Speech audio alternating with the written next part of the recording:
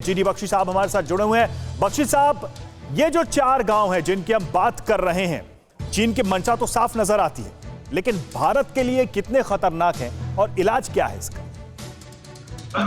देखिए, इसका परिप्रेक्ष्य समझिए। चीन ने अपनी पूरी फौज को मैकेनाइज करना शुरू कर दिया था कोई 10 साल पहले। अब तकरीबन सारी फौज मैकेनाइज हो चुकी है, मतलब उसके पास टैंक है, उसके पास बीएमपी जैसे इन्फेंट्री वो कॉम्बैट व्हीकल्स हैं, ठीक है। और ये तिब्बत के पठार पे बड़ा अच्छा चल सकते हैं, ये शिनजियांग में बड़ा अच्छा चल सकते हैं, लेकिन अगर हिमालय की नीचे सकरी घाटियों में घुसना पड़े तो ये फिट नहीं है और ये जगह जगह जाके पोस्ट नहीं पकड़ सकते। जब चीन ने ये सिलसिला शुरू किया इंट्रूजन का, तो भारत ने टिट फॉर टैट दिया, क्विड प्रो को।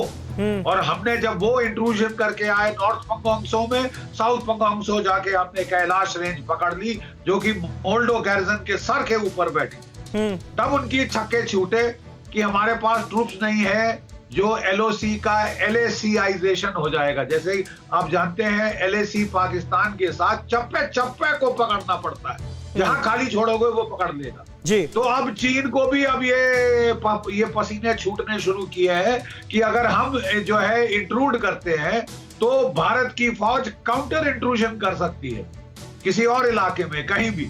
अब वो क्या पूरा डिफेंस पकड़ेगा? उसने सोल्यूशन बड़ी चतुर निकाली है कि वो सिविलियन वहां बसाएगा, जो आईज एंड ईयर्स का काम करेंगे, जो फर्स्ट लाइन का काम करेंगे, और वहां चीन की फौज आके बिल्डअप हो सकती है।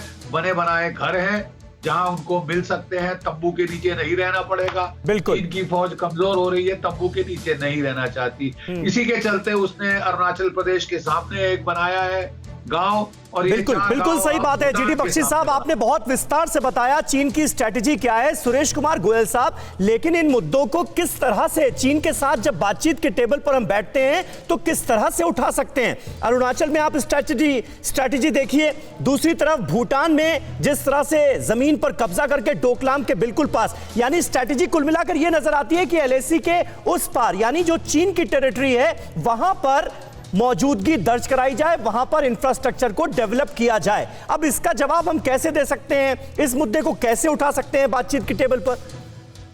देखिए, पहली बात तो यह है कि हमको अपनी एलएसी के अपनी साइट पर इंफ्रास्ट्रक्चर और लॉजिस्टिक्स इतना डेवलप करना होगा कि हम एलएसी क्रॉस ना भी करें, जो चाइनीज प्रेजेंस वहां पर एलएसी के पार बन गई है, उनको ये लगे कि हमारी तोपें, हमारा असलहा एलएसी पार से भी वार करके उनको खत्म कर सकता है।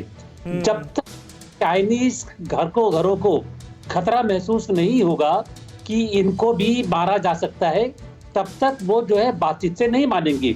कोई भी अपने हितों को देखते हुए खाली बातचीत के ऊपर डिपेंड नहीं करता है, और बातचीत तभी करता है उसको लगता है कि अगर बिना बातचीत के कोई रास्ता नहीं है। तो चाइना को ये समझाना पड़ेगा कि बातचीत करनी होगी, और इसके लिए जो भी उनका वो बन रहे हैं घर, ये जब तक हमारी रेंज में नहीं आएंगे वो बात को नहीं सुनेंगे। तो जरूरी है इंफ्रास्ट्रक्चर डेवलप करना, अपनी लॉजिस्टिक्स लाइंस को एक्सटेंड करना, जो कि मेरे ख्याल में बहुत महत्वपूर्ण बात कही आपने। और शायद हम जब ताकतवर होंगे अपनी सीमाओं के भीतर, तो जब बातचीत के टेबल पर चीन बैठेगा तो उसे हमारी बात सुननी भी पड़ेगी और उन कंडीशंस के साथ किसी एग्रीमेंट पे पहुंचना होगा जो भारत के हित में होंगे। अड़ी सोमवार से शुक्रवार शाम 6 बजे सिर्फ TV9 भारतवर्ष पर।